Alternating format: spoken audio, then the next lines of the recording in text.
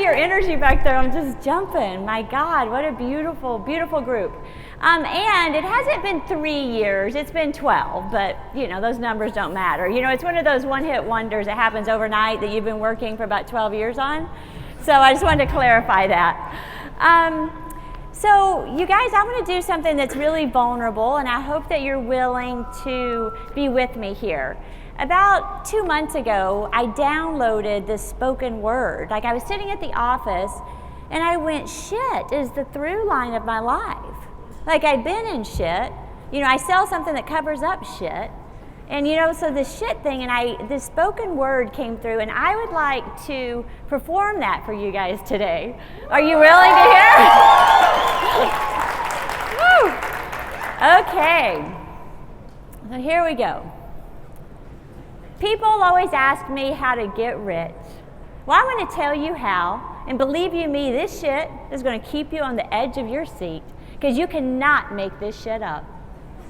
I grew up in Arkansas, poor as shit, with parents that did some good shit, some bad shit, some crazy shit, and some really weird shit.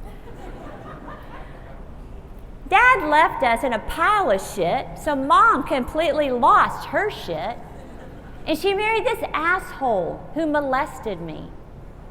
And that was some really messed up shit. So messed up that I actually started believing I was worthless as shit. And I actually let that man walk me down the aisle into deeper shit. Married, bankrupt, and divorced. By 20 years old, I tried to kill myself just to get out of that shit. But then I met a rich man who I thought was the shit. But he beat me and told me I was a piece of shit. And I believed him. And still, we made 2 kids that shed a lot of light on all that dark shit. I mean, they were some holy shit. So holy, I had to get them out of that shit. Because we all know you can't survive that shit. Homeless and scared shitless, I felt hopeless as shit. Then I met a drummer who had little money, but he offered a song away from that shit.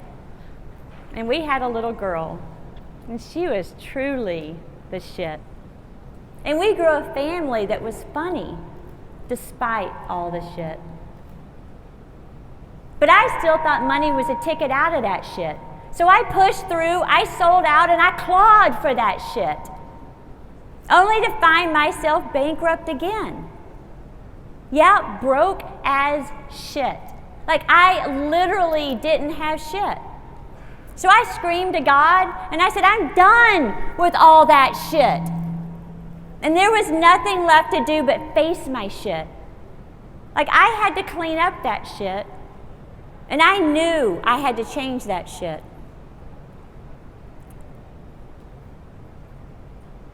I had to flip that script, break out, and finally own my shit. And I realized what I was taught about life was a big crock of shit, that I was the one who attracted and created all that shit. And I discovered happiness comes from inside and not from outside shit.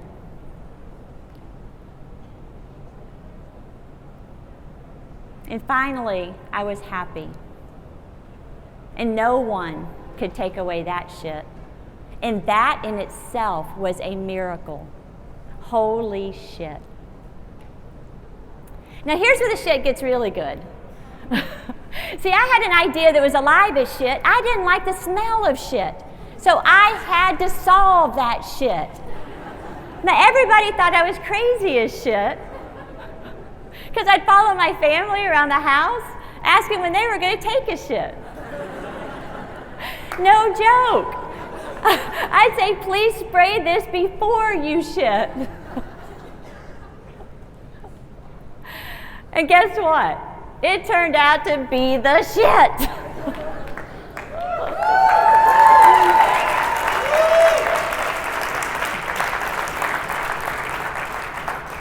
But I didn't have experience or even know jack shit, but I was creative as shit. See, I'd followed a hunch, that seemed crazy as shit. Then I got it. Energy is the real shit. And following energy was the only shit I needed to know. And I did not have time for bullshit, so boy, did I practice that shit. So much so that now I am happier than shit and alive as shit, and I've made a shitload of money while being turned on as shit.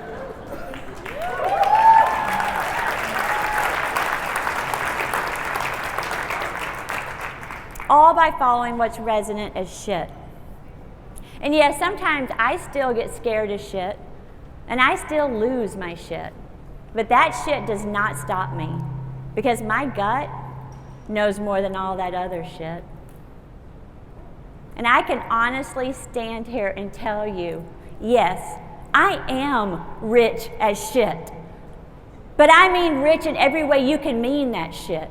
Surrounded by aliveness and being turned on as shit. And I know following what's alive is the only thing even worth a shit. So do you really want to be rich as shit? I mean, do you really want to be rich as shit? Then get your shit together by dropping that shit that's dragging you down. And stop worrying about outside shit. And trust that only you know your shit. Trust that only you know your shit. And dive into the shit that turns you on. I mean, focus on shit that lights you up. And when that shit is resonant, for God's sakes, go for that shit. And do not hold your shit back. Because you are worthy as shit, and you are powerful as shit. And you can change this shit. Because you are the shit. Did you hear me? You are the shit. And there is shit alive inside of you that holds the key to all that shit you desire. And if you just tune in and follow that shit that turns you on, then you're going to be rich too. No shit.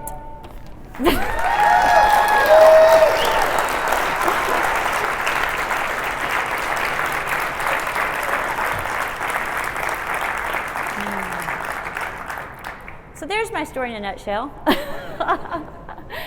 So you guys know me as the CEO of Poo Pourri, right? And I've been in deep shit, I've been in good shit, I've experienced the whole gamut of shit.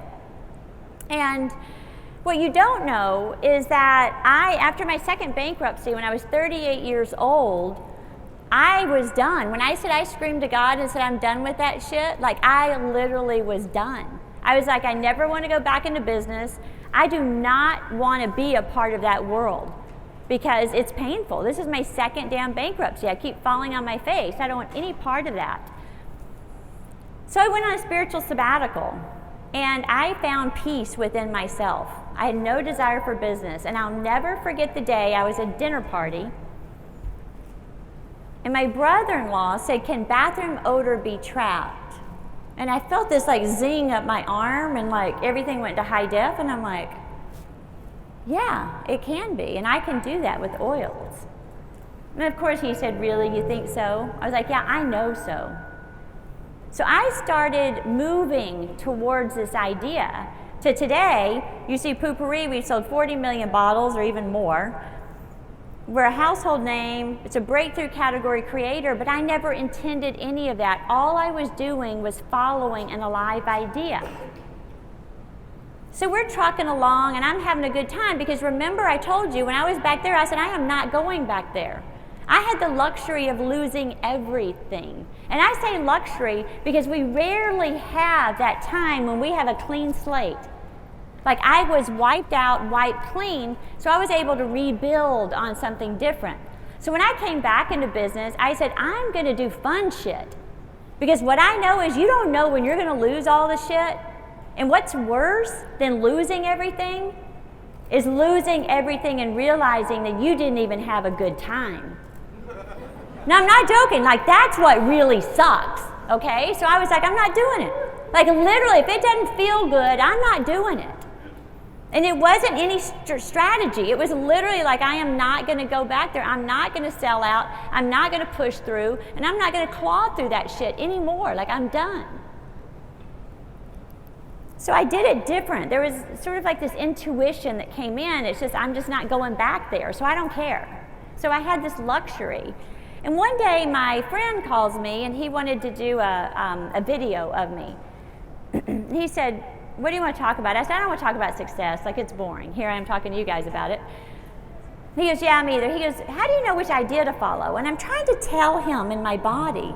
I'm like, well, you kind of like you're pulled towards and, you know, and you feel excited, but you don't. And he goes, I don't know what you're talking about. And I was like, yeah, me either. So I started using my company as a petri dish. I started going in and kind of really, when we started making business decisions, I was like, how did we know to go make this viral video? How did we know how to do that? So I sort of was observing as we were operating. And what I realized is that it seemed that the ideas we followed, we were all excited about and passionate about, seemed to work out. They had some sort of weird resiliency. And I was like, why is that? And whenever we try to do something, because that's what you do when you're in this category, or that's what you do in business, you know, what everybody says you're supposed to do, like, it rarely worked out for us. So I wondered if we were an anomaly. And then I had a theory. Are ideas alive? A question. So I called Dr. Bruce Lipton. He's a cellular biologist. And I said, are ideas alive? And he said, why do you ask? I said, because it seems like some ideas that I have are actually, they work out more. And I said, and I have a theory that those 75% or whatever that number is now, businesses that fail, it's because that was a good plan. It wasn't an alive, passionate idea inside of them.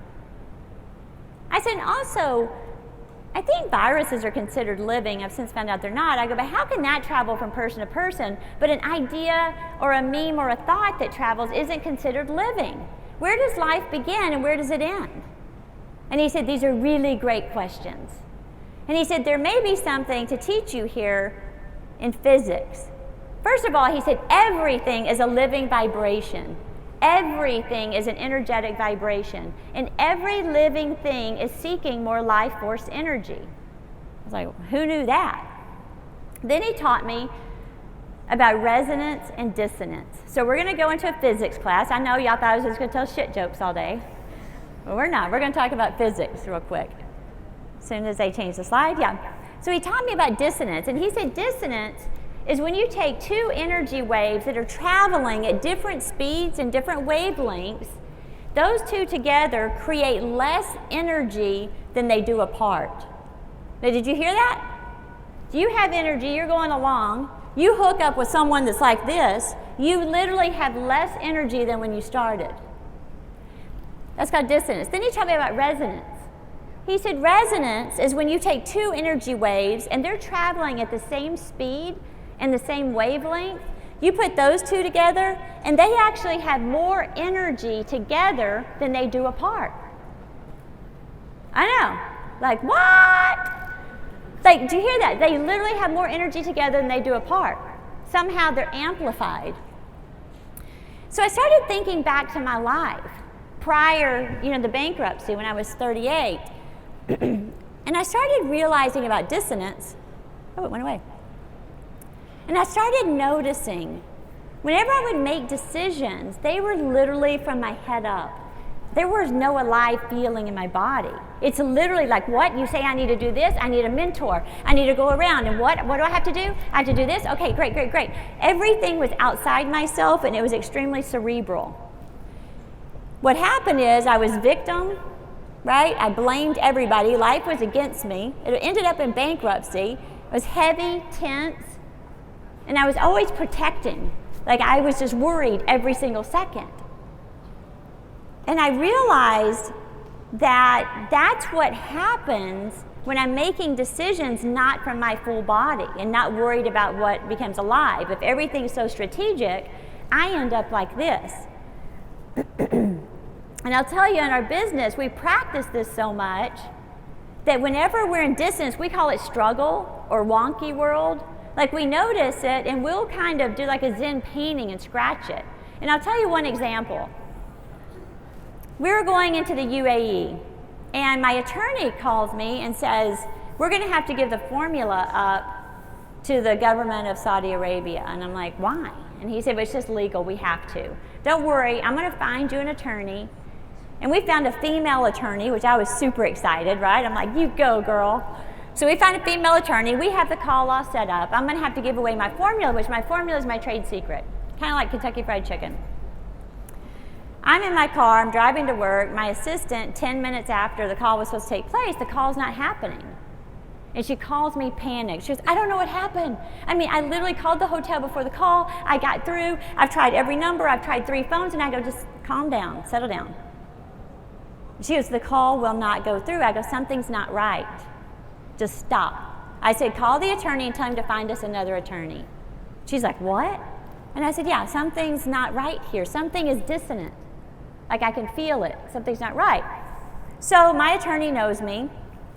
He goes, finds another attorney. 2 months later, he comes in. He's like, Suzy, you're not going to believe this. He said, you know, he said, we got the new attorney, and we don't have to give up the formula. Had we given up the formula, it would have been public knowledge. But what I did is I realized that there was struggle in this phone call. And whenever there's struggle, I stop and go, hold on. Something's not quite right. This is how intuitive I'm talking. And then the opposite of that is resonance. Resonance is constructive interference. And what I realize is when we are going about ideas that feel resonant, like things just feel alive. Like remember, there's 2 energy waves. We're sitting here and all of a sudden we get an idea and it's like, oh my God, you can feel the energy in the room raise. Have y'all felt that before? You know, and everybody's like buzzing and we're on fire and we're like, whoa, everybody's working and you're working night and day and it doesn't matter because you're pulled towards that, what I call an alive idea. You felt it. Have you felt it? Yeah, see? There's something to that. This is the physics. So what happens is, before the alive idea, you're just trucking along. That alive idea comes and wow, like I am amplified. It's the same thing with people, within groups. If you're in struggle within a group, watch that. Get the group together that is amplified together because they're creating a field of resonance. What I've discovered is whenever I'm in a resonant situation and doing something that turns me on, like life is for me. Like it feels like I've got a skip in my step. Everything just sort of works out. And the first example I have of that is Girls Do Poop. The company was about 8 years old. Competition was coming in, and I felt something inside of me, and I'm like, we got to get the show on the road. Like, what are we doing? We've been sitting around in boutiques. Like, we got a truck. And I find these guys. We go camp out for 2 weeks. And in 2 weeks, we wrote a script, built the website, cast for the video, and we filmed a 4-day video in 4 different locations. And that became the viral hit, Girls Do Poop. The reason that's so exciting is because we did all of that work that you think is pretty impossible in a 2-week period. We did it because of resonance. Another situation is we had a video, a music video, I don't know if you've seen it, it's called Imagine Where You Can Go. And this was a music video. But have you seen it? What, did she just get the joke? That's funny as shit. It's funny as shit. Yeah. Well, that's what happened. So I take my team, I always take them off site. So I took them off team, we're in Hawaii. We're there for about a week. We're writing. We don't come up with a song. I tell my team, I want to make a music video. Nobody's made a consumer goods product with a music video. They're like, you're crazy. I'm like, it's fun. Hell, Virgin did it with their, thing. Like, we can do it for a poop spray. So we go to Hawaii. We camp out. My team comes home a week later, and they're like this. I'm like, what's going on? And they said, we don't have a song. I go, we have 10 pages of rhymes. What's a song? It's a rhyme, right? Like, don't worry, dude, we got it. So I was filming in LA, and I'm on site at NBC Studios, and I'm sitting with the producer because it's an all-day thing. And I said, I need a songwriter, one that should be signed that's not, because you start dealing with all that, it's, it's dissonant. And he goes, you know what, I'm a producer of The Voice. I know the perfect guy. His name's Jeff Lewis. I said, Jeff Lewis, this is awesome. He goes, yep. 2 hours later, we're in the elevator, NBC Studios. The producer's like, Suzy. Oh, what? And he goes, Jeff Lewis. Like, what? What are you talking about? Right there's Jeff Lewis. So I meet Jeff Lewis. We make the video. It's another viral hit. It's amazing. But what happened is, it was fun. You know what I'm saying? There wasn't all this strategy like we have to do this and we have to pull these numbers and we have to do this. We're literally working through synchronicity and magic. It's an experiment.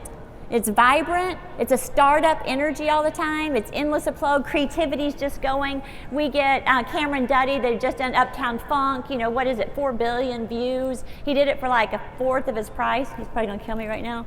But anyway, he was like, this is a dream job. Everything just sort of worked out. So what I've discovered, I started going, oh, okay, resonance and dissonance. Resonance and dissonance. And I was like, how do you know whether you're in resonance? And I figured out there's 4 signs for me, and I want you to try these on for yourself, that tell me if I'm in a resonant situation. And the first one is I'm turned on and lit up. Remember how I said that energy increases? Like that's where you see yourself researching every night. You become, with Poo Pourri, I was obsessed. I didn't want a business. I never, ever, ever thought about it being a business. Everybody thought I was crazy, but I was obsessed about whether I could do this thing or not.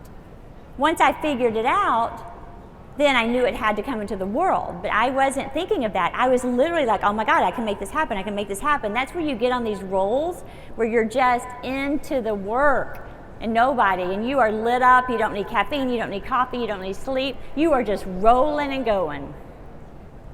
The second one is body sensations. What I've noticed, have you been around people and they go, oh my God, I've got chill bumps, right? You tell an idea of something, they're like, oh my God, I've got chills. Like, yeah, that body sensation, mine comes zing up my arm. I don't know where yours go. Sometimes they're at the front of my legs. So sometimes I'll be sitting there, we'll be in a meeting. And when I'm in meetings, I'm gauging the room like a shaman from energy levels. Going, yeah, I don't feel it, I don't feel it, I don't feel it. And the idea will pop up, I'm like, oh, okay, hold on. Let's lean into that. Like I felt something right here. I felt something in my arm and legs. There's also a pulling towards. Everybody can jump on to that. The third one are signs of synchronicity, right? So people used to call this Suzy's world. Of course that happens in Suzy's world. Of course it is. I'm like, no, it happens in your world too. So what happens is when you're in resonance, things just kind of work out. It's, I don't know, you guys are probably all too young, but do you remember Mr. Magoo? How many people remember Mr. Magoo cartoon? Yeah, we have like 10. Okay, good. Well, Mr. Magoo, he was so amazing because he would be driving down a highway. He had these big glasses where he couldn't see. He'd be driving down a highway. He couldn't see anything. And you're thinking, he's going to go off the bridge. And then a boat would come underneath him, right? And he would land right on it. So that was the whole Mr. Magoo cartoon. So what happens is you need a writer, you need a song producer, and all of a sudden he's in the elevator or he's sitting on the plane next to you, or like, oh my God, my cousin did that. Or, you know, that happens. There's no exhaustive searching. Like it's like it'll literally come to you if you say open and look. And the fourth thing is that idea keeps knocking on your door. It does not leave you alone. How many times have you heard somebody say, oh my God, I've had this idea for 6 years. I haven't ever done it, or 10 years, or somebody will finally come out with it and they're like, oh my God, you know, I thought of this idea 12 years ago and it hasn't left me alone. That's another sign of resonance. That idea and you are a perfect match, so it's gonna stick with you. Now here's what's cool about all this. Do you remember when I told you about resonance and that the energy wave has to match? It has to have the same wavelength and the same speed, but when it matches, it creates more energy together than it did apart. Okay, hold on for a second. I want to explain to you what that means. My interpretation is that means if you were not able to pull that idea off, then it would have never, in the first place, been a resonant match. I feel chill bumps with that. I feel it. That's the truth. Because it would not be attracted to you. So all those ideas you have and you dream up, and people tell you all this stuff, don't worry about it. Because literally, if that idea came to you, you have everything within your power to bring that into the world, because that idea is resonant with you. Here's another thing that I think is freaking cool. Do you remember how I said the two wavelengths? You've got one separate, then you've got the other one. It's just like two people. What we forget about is we're bringing 50% of the energy to the party. Guess what that idea is bringing? The other 50% of the energy. So it's not all up to you. Do you guys get that? Yeah. So we always think, I have to do it, I have to pull it off, I have to make this happen. Right. What you don't understand is that idea, if you allow it, is also bringing its own energy to the party. If you just be open and follow the signs and follow the resonance. This is where trust your gut comes in. We don't hear a lot about intuition. We're starting to hear a little more about intuition in business. Some people call this intuition. I explain it as physics, or that I saw it in physics, because I think that helps our Western mind because we're so in our head. But really, you are born with an internal GPS system that we abandon when we're young. We're taught, don't listen to that, oh, you're silly, you're crazy. My toss to you is that you start doing anything to clear away whatever is keeping that from being alive in you. Because that right there is your power source. That is 100%, that is going to guide you better than any fucking mentor in the world. No, that's the truth. Because the mentor can give you advice, and when they give you advice, you get into your body. And either it feels good or it doesn't. And if it doesn't feel good, you turn around and run. You go, thank you so much. I'm going to go over here. Because you can trust yourself. So I'm going to ask you one more time. Do you really want to be rich as shit? Do you?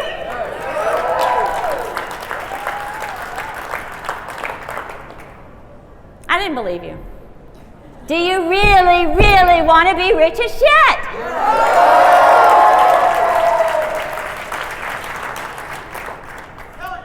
Yeah! Who's this guy? Bring him to your party. Then get your shit together by dropping the shit that's dragging you down. Stop worrying about outside shit and trust that only you know your shit. And dive into the shit that turns you on. And focus on shit that lights you up. Focus on shit that lights you up. And when that shit is resonant, for God's sakes, go for that shit. And do not hold back. Because you are worthy as shit. You are powerful as shit. And you alone can change this shit. Because you are the shit. You are the shit. And there is shit alive inside of you that's the key to all of that shit that you desire. And if you just tune in and turn on and move towards that alive shit, then you're going to be rich too. No shit.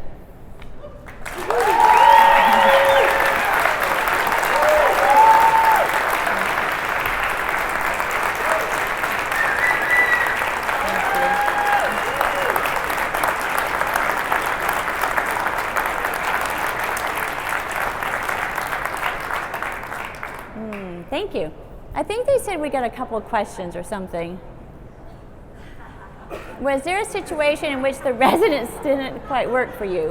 Why do we have to spray before? Okay, that's an easy one. You don't have to. But it actually works best before because it's actually trapping the odor on the surface of the water.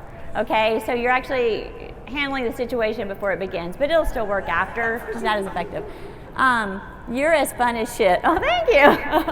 How do you find best pick your team to increase resonance with certain idea and project? What I do is what I told you. I literally sit around in meetings and I am very vocal. I say, I'm not feeling the energy here. I'm not feeling this in the room right now.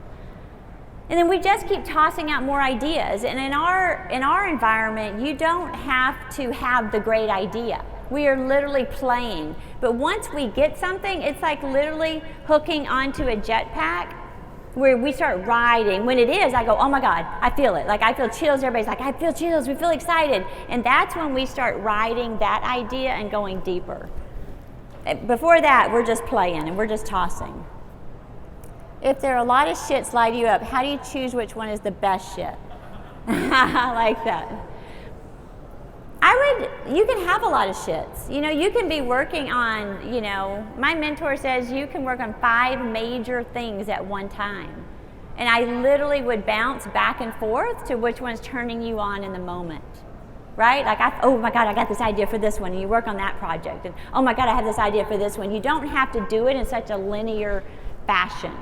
That's the way artists do. If you look at painters, they're painting several paintings, all over the place. They're not necessarily sitting down working on one. So I would continue doing it. Okay, I don't know how many okay, we're done? Okay, did you bootstrap? Oh, I bootstrapped. I've never had a loan, never had an investor, completely self-funded.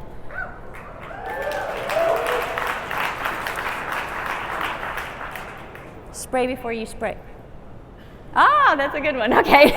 Anyway, I think we're done. Thank you so much. I appreciate it.